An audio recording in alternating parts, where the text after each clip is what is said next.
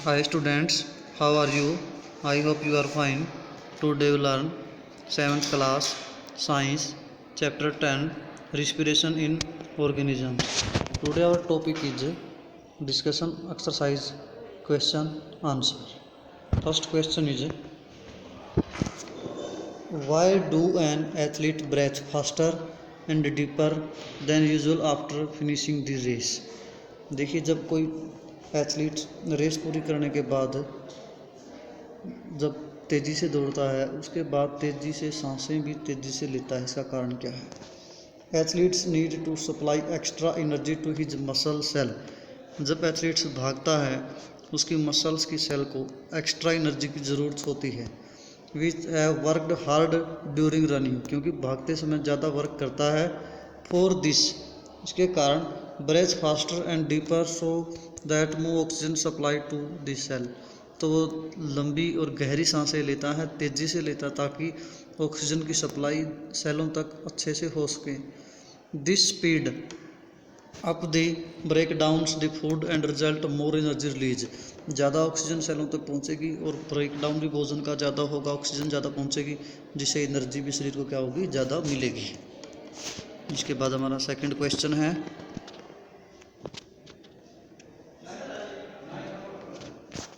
List the similarities and difference between aerobic and anaerobic respirations. Similarity बतानी है और difference बताना, मतलब कि समानताएं और अंतर किसके बीच में, एरोबिक और अनएरोबिक रिस्पिरेशंस के बीच में। पहले similarities, in both aerobic and anaerobic respirations the food is broken down to release energy. दोनों में भोजन जब छोटे सिंपल सब्सटेंस में टूटता है तो उससे क्या होती है, एनर्जी रिलीज होती है। इसके बाद difference between aerobic and anaerobic respirations. देखिए फर्स्ट डिफरेंस क्या है, एरोबिक के अंदर क्या होता है, ये अनएरोबिक रिस्पिरेशन इस साइड लिखना है भैया। तो इधर it is the process of break down of food in presence of oxygen absent.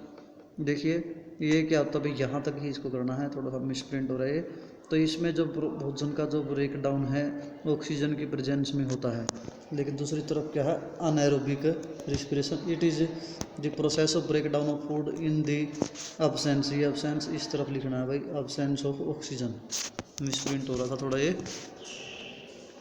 तो अभी देखिए difference, its end products are CO2 and H2O। इसके बाद क्या बनता है, कार्बन डाइऑक्साइड और पानी बनता है। And it's anaerobic respiration can be lactic acid, इसमें लैक्टिक एसिड भी बनता है, यानी कि CO2 और अल्कोहल के साथ। It takes longer time to release energy, it produce large amount of energy, ज़्यादा टाइम लगता है और एनर्जी ज़्यादा प्रोड्यूस होती है। It fast process compare to aerobic, ये प्रोसेस क्या है, फास्ट है। It produce small amount of energy comparison, aerobic के कंपैरिजन में यहाँ पे एनर्जी स्मॉल होती है। Example, it occur in most plants, ज़्यादातर पौधों के अंदर ये होता है और एनिमल्स के अंदर भी होता है ये जैसे रिस्पिरेशन। देखिए एग्जांपल्स इसके क्या हैं, यीस्ट, बैक्टीरिया, खून, muscle cell, it is respiration anaerobic, ये अनएरोबिक के लिए भाई। इसके बाद हमारा थर्ड क्वेश्चन है, why do we often sneeze when we inhale a lot dust laden airs. देखिए अगर हमारे जब सांस लेते हैं तो हम जब नाक के अंदर डस्ट या एयर जब धूल के पार्टिकल हमारी नाक में जाते हैं तो हमें छींक क्यों आती है। Sneeze expels the foreign particles from the inhale air, जो हमारी नाक में जो पार्टिकल चले गए डस्ट के, उन्हें छींक के द्वारा बाहर निकलते हैं वो, क्यों, देखिए so that only clean air enter our body, ताकि सिर्फ साफ जो वायु है वो हमारी शरीर में जाए।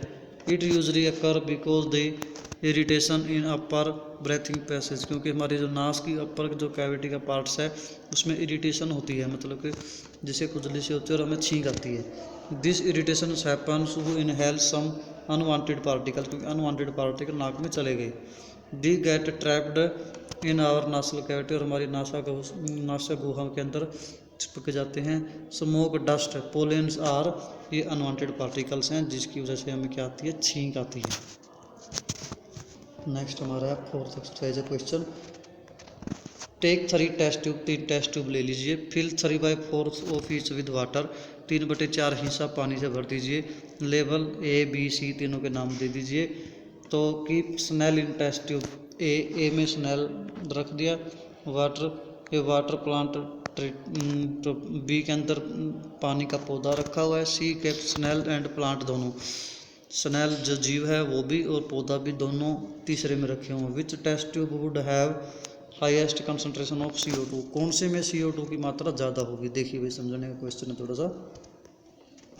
पहले इस ट्यूब के अंदर स्नेल रखा हुआ छोटा जीव है, घोंघा भी जिसको बोल देते हैं, और ये वाटर प्लांट पौधे का जो है पानी के अंदर का पौधा है, दोनों रखे हुए हैं। और तीसरी में पौधा भी रख दिया और स्नेल भी रख दिया भाई, दोनों ही रख दिए। उसने पूछा कार्बन डाइऑक्साइड किस में ज़्यादा होगी। देखिए पहले समझ ही ले लीजिए। स्नेल इसमें अकेला जीव है, इसमें पौधा है अकेला। अब इसमें जीव है, कार्बन डाइऑक्साइड छोड़ेगा, ठीक है भाई। और इसमें पौधा है, वो क्या छोड़ेगा, ऑक्सीजन छोड़ेगा, तो कार्बन डाइऑक्साइड की मात्रा कम हो जाएगी। इसमें क्या था भाई, स्नेल तो क्या करता है, कार्बन डाइऑक्साइड को ग्रहण कर लेगा, और पौधा कार्बन डाइऑक्साइड को छोड़ेगा, पौधा ऑक्सीजन को ग्रहण कर लेगा। ये बैलेंस कर रहे हैं इसमें। तो सबसे ज़्यादा कार्बन डाइऑक्साइड फिर किस में होगी, इसमें होगी, जीव वाले में। देखिए test tube A will have the highest concentration, तो सबसे ज़्यादा कंसंट्रेशन किस में थी, ए में थी, क्योंकि उसमें अकेला जीव है जो सिर्फ कार्बन डाइऑक्साइड छोड़ता है। This because test tube A contain snail, क्योंकि इसमें सिर्फ स्नेल है। Snail is a organism that breathe in O2 and breathe out CO2, क्योंकि वो ऑक्सीजन तो ग्रहण कर लेगा जीव, वो छोड़ देगा क्या, carbon dioxide. And CO2 concentration increase in test tube A. Test tube B contain water plant which take CO2 from food synthesis and gives out O2। दूसरे में क्या था, पौधा था भाई, वो क्या करेगा, ऑक्सीजन छोड़ देगा, उसमें ऑक्सीजन ज़्यादा हो जाएगी। Hence more O2 concentration tube B में। और test tube C contain both, जिसमें दोनों हैं, पौधा भी है स्नेल भी है। Produce snail utilize by the plant, जो स्नेल ने कार्बन डाइऑक्साइड प्रोड्यूस करी वो किसने यूटिलाइज कर ली, पौधे ने कर ली। तो यहाँ भी कार्बन डाइऑक्साइड की मात्रा क्या हो जाएगी, कम हो जाएगी। तो ओवरऑल क्या हुआ, फिर ए में सबसे ज़्यादा कंसंट्रेशन किसकी है, कार्बन डाइऑक्साइड की है। इसके बाद नेक्स्ट हमारा क्वेश्चन एक्सरसाइज का question number 5। Tick the correct answer. In cockroach air enter the body through lungs, it gills, sprinkles, skins। देखिए यहाँ पे स्प्रिंकल्स की बात हम कर रहे हैं या स्किन की बात करते हैं। देखिए तो स्प्रिंकल्स इसके होते हैं कॉकरोच के शरीर पे, यानी कि वायु कि इनके पाइप्स होती हैं जिसमें से वायु शरीर से बाहर निकलती है और अंदर जाती है। तो स्प्रिंकल छिद्र होते हैं जिसके, तो कॉकरोच में उनके द्वारा वायु सांस श्वसन करते हैं। इसके बाद अगला क्वेश्चन है, during heavy exercise we get cramps in the legs due to accumulations. जब हम ज़्यादा काम कर लेते हैं, एक्सरसाइज कर लेते हैं, तो हमारे शरीर टूटता है, हाथ पैर में दर्द होता है। उसका कारण क्या है, देखिए कार्बन डाइऑक्साइड, लैक्टिक एसिड कारण है इसका। लैक्टिक एसिड जमा हो जाता है हमारी बॉडी के जहाँ पे दर्द होता है। इसके बाद सी है, normal range of breathing rate पर minute in average adults person at. देखिए नॉर्मल रेट जो है श्वसन का एडल्ट्स का यानी कि वयस्क का क्या है भाई, 15 से 18 बार 1 मिनट में सांस लेता है नॉर्मल। इसके बाद अगला क्वेश्चन है, ड्यूरिंग एक्सहेलेशन, मतलब कि एक्सहेलेशन में हम क्या करते हैं, श्वसन बाहर निकालते हैं भाई। तो द रिब्स मूव आउटवर्ड्स, तो मूव्स डाउनवर्ड्स। जब हम सांस अंदर लेते हैं हमारी छाती फूलती है, जब बाहर छोड़ते हैं तो छाती सिकुड़ती है, तो इसका मतलब मूव क्या हो जाएगी, डाउनवर्ड्स। इसका सेकंड ऑप्शन राइट आंसर होगा। इसके बाद एक्सरसाइज का 6th क्वेश्चन है, match the items in columns first with choose in column 2। Column first को कॉलम सेकंड के साथ मैच कराना है भाई। देखिए यीस्ट का मैच जो होता है अल्कोहल के साथ होता है भाई। यीस्ट एक सूक्ष्म जीव है जिससे क्या बनाई जाती है, अल्कोहल, शराब बनाई जाती है। बी में आगे क्या है, डायफ्राम्स। डायफ्राम जो होता है चेस्ट कैविटी के निचले पोर्शन में होता है, चेस्ट कैविटी के साथ इसका लिंक है।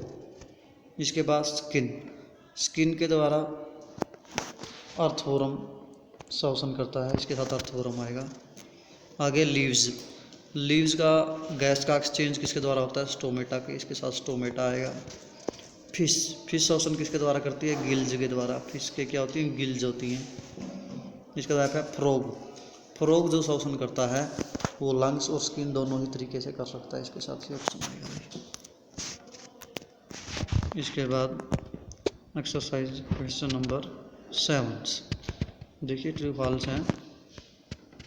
ड्यूरिंग हैवी एक्सरसाइज, जब हम ज़्यादा एक्सरसाइज करते हैं, breathing rate of person so down, क्या हमारी सांस आसानी से आती है? नहीं, इसका उल्टा होता है। तो ये क्या हो गया? फॉल्स हो गया भाई। Plant carry out photosynthesis only during the day and respiration only at night. ये कह रहा है भाई क्या सिर्फ पौधे फोटोसिंथेसिस सिर्फ दिन में करते हैं और रिस्पिरेशन सिर्फ रात में करते हैं? ऐसा नहीं है, गलत है, तो ये भी फॉल्स है। Frogs breathe through their skin as well as their lung, मेंढक अपनी स्किन के द्वारा और फेफड़ों के द्वारा, दोनों के द्वारा ही शोषण करता है। ये क्या है? बिल्कुल एग्जैक्ट है, ट्रू है। The fish have lungs for respiration, देखिए फिश के क्या लंग्स होते हैं? नहीं होते, क्योंकि उनके गिल्स होते हैं। तो ये क्या, इसका मतलब फॉल्स है।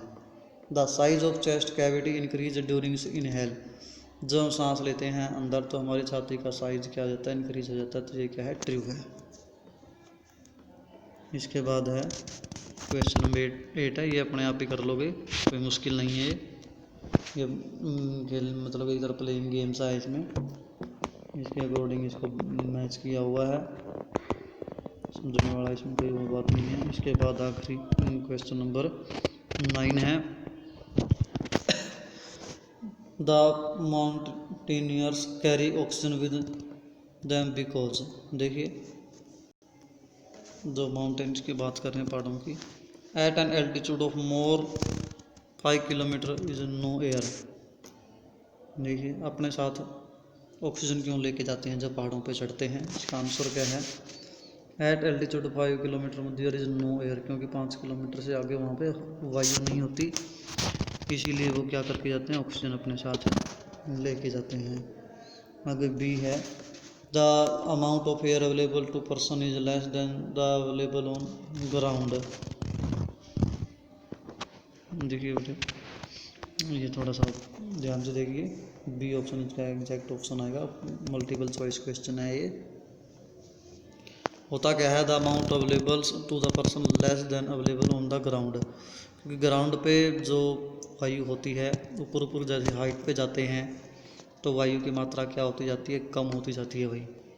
5 किलोमीटर पे ये नहीं भी बिल्कुल भी नहीं होगी लेकिन कम होगी, तो इसीलिए वो अपने साथ क्या लेके जाते हैं? ऑक्सीजन। इसका बी ऑप्शन राइट ऑप्शन है। मैंने सोचा कि अलग अलग क्वेश्चन है ये MCQ क्वेश्चन है, और बी इसका क्या हो रहा है? एग्जैक्ट ऑप्शन क्या फिट है? तो इस तरह से हमारा ये चैप्टर 10 कंप्लीट है। फिर भी इसी में कोई डाउट है कोई पूछ सकते हो। Thank you, have a nice day.